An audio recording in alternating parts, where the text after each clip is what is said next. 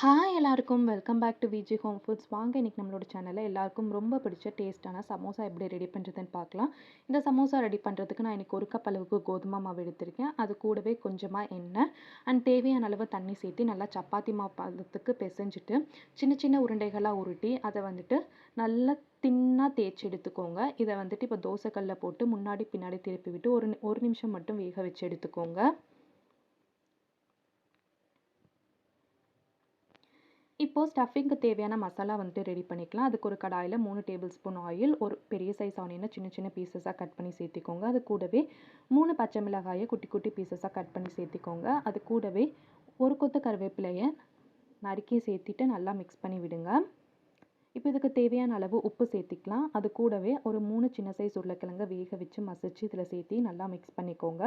அது கூடவே 1 டீஸ்பூன் அளவுக்கு மிளகாய்த்தூள், கொஞ்சமாக கொத்தமல்லி இலைகள் சேர்த்து நல்லா மிக்ஸ் பண்ணிவிட்டு ஒரு சிட்டிகை அளவுக்கு மஞ்சள் தூள் சேர்த்து நல்லா மிக்ஸ் பண்ணிங்க அப்படின்னா டேஸ்டான மசாலா வந்துட்டு ரெடி ஆயிரும்.